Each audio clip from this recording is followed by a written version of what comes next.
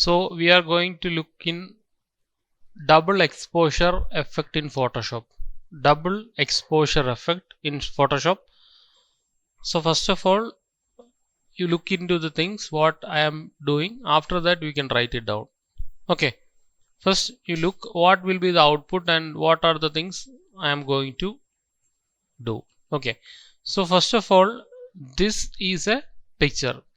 I am going to remove the background here. Just click here. You can see the background is been removed here. Okay, background is been removed and we have an alpha channel like this. So background is transparent and white is opaque. Okay, so if I press alt and click here, you can see the mask. So this is called the mask.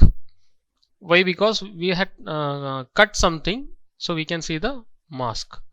So we can say it as alpha channel also. Alpha channel also should be like this or will be like this. So background is transparent and we can see the object, right? So this is opaque. So you know the difference between opaque and transparent. Okay, so press alt and click here. You can see we can come to the original position without the mask. So by press alt and click and alt and click, alt and click, you can see the mask. Okay, so no need of mask here. So I will right click and I say convert to smart object. Then I will right click here and then say rasterize layers. So our first thing is okay, we have a transparent background. So this is called transparency, right? We don't have anything in the background and those pixels, those kind of small squares determine the transparency in Photoshop. Got it? So if we export this image to any other platform or any other software, the background will be transparent, means it should be black. So we can reposition anything into the back of this particular image. For example, I am putting something like file place linked and I am placing something like this. Okay, and just click it and I am putting it back and Control T and I will zoom it. You can see it in the background. Okay, so this is called what? Transparency. So I will delete it. Okay, so this picture is subject and background is transparent. Okay, so we are going to do the other task like exposure, photo exposure in or we can say manipulation also or double exposure. Okay, so I am placing other picture into this layer. I want a perspective picture like this. I will place this. You can see this is the picture like perspective picture. Look, this is a perspective picture. So I will draw a line like this. The edge should be on the similar position. So this is called perspective kind of picture. Okay, so I will click here and I will decrease the transparency like this. Got it? And if whatever area you want it inside, I will put like this. If I want, I can press Ctrl T also and just move like this and press enter key. So if this is okay with you, just you can increase the opacity, right? Just move little bit also. Okay, and I will decrease the opacity once more and just place like this. Fine. So the next thing is that you have to rasterize it. That is a common process. Just rasterize it. The next thing is press Ctrl on this area. Got it? Means only the edges of the pixel is being selected, right?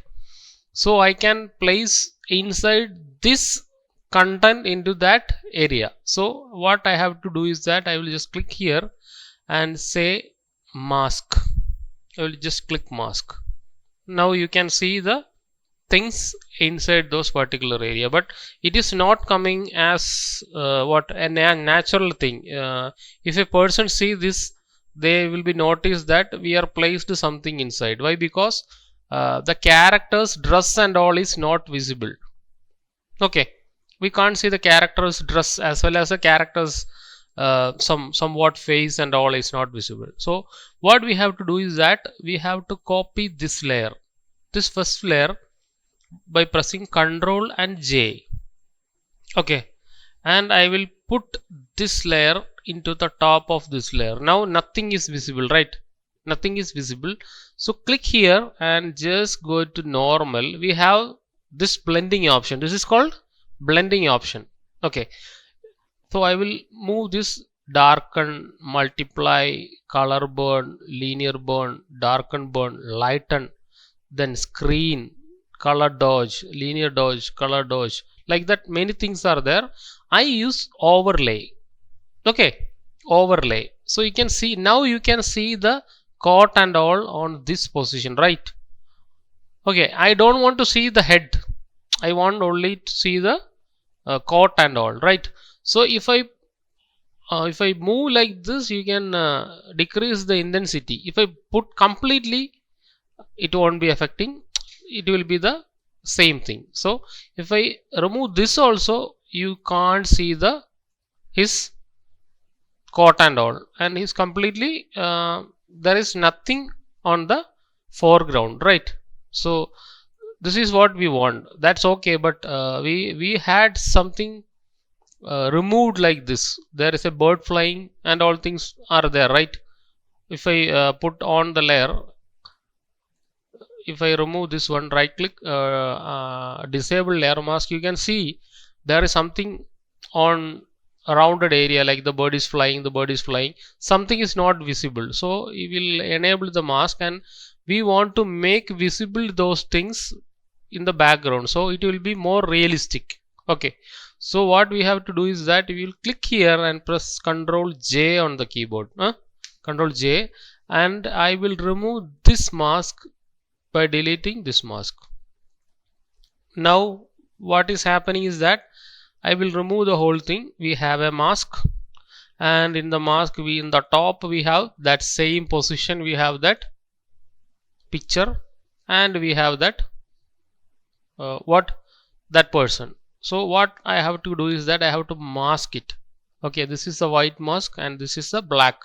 So I click here and brush using the soft rounded brush tool. Very important, soft rounded brush tool. I will remove this one. Okay, no worries, just move like this. It won't be happening inside this thing because we have already clipped that thing. Okay, so I will remove this. Okay, and I just removing this completely. Okay, like this. Oh, so whatever area you want, you can remove like this. Okay, if I had some problem, I will flip it and make sure that it is coming back. Okay, flip it and remove it, and just remove the whole thing on the background. If you want, if you don't want, you can remove this also. Click and completely remove. Make sure that everything should be removed, right? Okay, and I want only that bird, or else I want this part also. Okay, I want this, not this part. Okay, I want only the bird should be on the up. Okay, now I will add a layer, a solid color. Okay, and I put this color. It is not at all matching, right? But we can see here we can remove it. Okay, we can remove it like this and all, but this is not matching. Why? Because the color is not at all matching. So what I have to do is that I will put it on the background and just double click here, and I will put this color on the background, or this color, or this color. So which color you want, you can put that color on the background. Now it's been realistic. Or else, this is the problem, you can use this one also. Okay, now this is been attached to the background.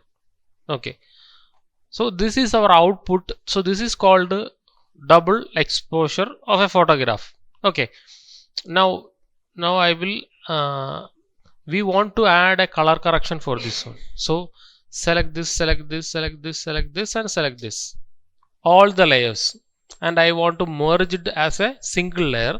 So I will make it Control E and I will make it a single layer. Now this is our turn. We can add our own color correction. So we had a color lookup here. Just click here, and if you want, you can add the color lookup. I will add a candle light. Got it? Now if we want to add more colors and all, we can use we have that image thing on this area, adjustments. We have hue and saturation. You can use the hue and saturation, and whichever color you want, you can add it according to our concern, right? So I think this is okay. So try to clear this area. After that only you do the merge on that area. So this is our output. So this is called the double exposure effect. Okay,